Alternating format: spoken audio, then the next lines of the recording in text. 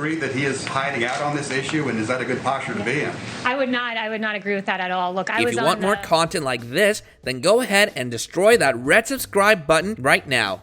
Hey there fam, what's up and welcome back to our channel. Standing tall and white, the White House has been a beacon of democracy since the 18th century. Its foundations laid down by George Washington, it was meant to house presidents that will follow his footsteps. And since the United States of America had a growing significance and an increasing influence over the world, it was of utmost importance to keep the key figures of global politics under the most secure premise. And so, stricter and more phenomenally exceptional security measures were personalized within the House. Number 5. Secret Service. The leader of the free world must remain safe and well at all times, since there have been 30 documented attempts at assassination, out of which 4 were successful. And so, these insane security features were put in place because armed guards and motion-sensitive cameras were just not enough. Presidents are the most important figure, and they, along with their family, reside within the White House. This is why, to ensure constant armed protection, reliance on a trained human's intuition and alertness, the House is surrounded by 1,400 officers who have the privilege of not only getting the uniform free of cost, a hefty payment, but non-obstructive jurisdiction within the vicinities of the White House and outside of it. The broader arresting ability equips them with the required resources to be at their best forms when guarding. Similarly, the Secret Service deployed around and with the officials in the House are highly trained professionals who have to survive through hard tests and challenges to be able to be deemed qualified for a job as demanding and stressful as securing the lives of current presidents. These Secret Service officials are trained to deal with every possible situation, be it a threat, red alert, or a suspicious wanderer within the premise. They are trained at the Training Center, a large facility that depicts Marine One and Air Force One, the preferred choice of vehicle by the president, so they have a better judgment and insight when encountering a situation in them. Similarly, the Training Center is also equipped with a set of the White House and its surrounding streets so that the Secret Service has better navigation skills. Even when driving the presidential limousine, the driver has to pass multiple driving tests. He should be cleared and deemed competent to get complicated maneuvers done. Also, the Secret Service shadows every member of the president's family and have specified code names to denote them. Because Uniform Division has very broad arrest powers. We can arrest for local offenses in the District of Columbia as well as the federal offenses. Number 4. Constant surveillance. Now, being a free citizen of a renownedly free country, one is at the liberty to tour the magnificent building, but the authorities decide how, when, and where you're allowed to go wandering. After entering through the East Wing, when one is cleared, they can enter specific locations, and understandably so, being the house that facilitates and accommodates people of political and global significance, personalities working and staying there, the house has to be under constant surveillance. This is why, to access the highest levels of the office, you have to put in 21 days of notice so the service knows the head count before the touring group is allowed to enter the house. These strict measures are under constant supervision and security. This doesn't allow the service to inspect the tourist group, but get background checks on every person who enters to marvel at the significance.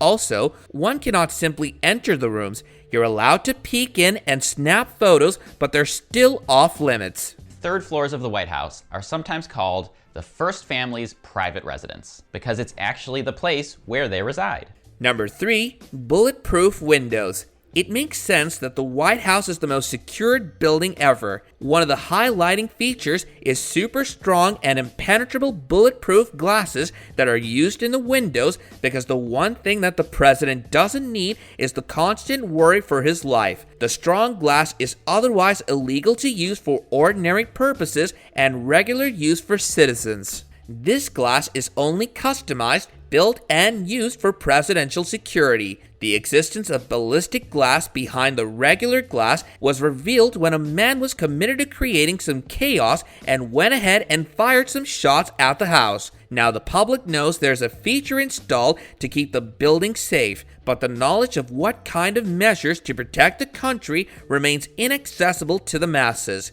To the top of this, the White House is riddled with motion sensors and infrared lasers that detect even the flutter of a wing of a bird flying over the house. These sensors are constantly vigilant and detect any of the tiniest, even the slightest of movements. They're set in place to cover all possible entry points, even the sky above the house, surrounding territory, and the underground ultrasonic sensors, so every movement is detected and hostilities are neutralized. Even the slightest of concern mobilizes a giant stampeding Secret Service squad towards the movement, and that's preferred over reckless negligence that can endanger the life of the president. This is a man who discharged a rifle in downtown D.C. We're going to need to speak with him to find out just what he was thinking. Number 2, restrictive fly zone.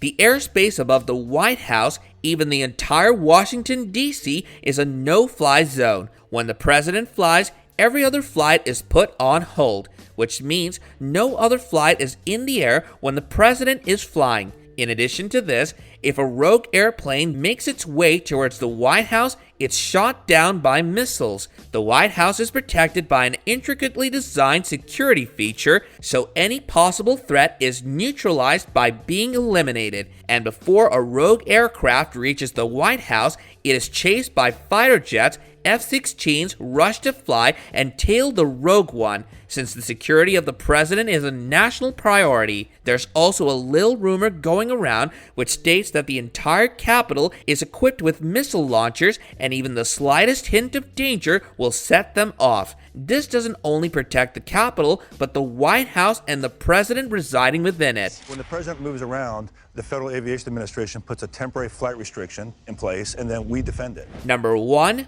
bunker. Presidential Emergency Operations Center. A bunker situated beneath the East Wing was built for the president to be whisked away to at the slightest possibility of graver threats impending.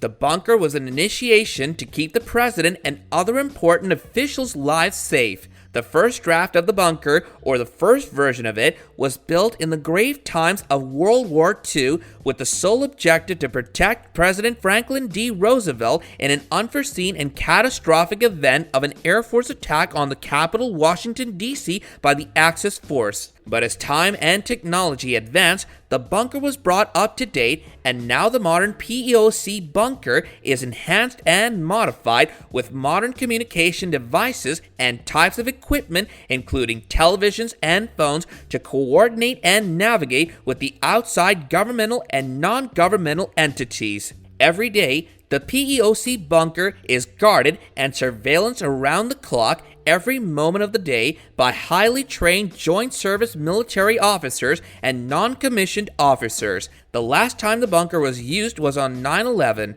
one of the darkest days in the history of the United States of America. While the president was in Florida, every other significant political personalities were evacuated from the White House and taken to the bunker for their protection and to avoid loss of key figures. The bunker was proved to be a substantial measure in keeping important lives secured. After the 11th of September, the bunker was again used to secure President Trump in the wake of riots to protest for George Floyd. The protests came to a head, and when the crowd started closing in on the White House, the president was immediately taken to the bunker. This has proved to be the last resort to oversee the president's security. Let us know your thoughts in the comments below whether these security measures are a bit overkill for one person's security or whether it's necessary.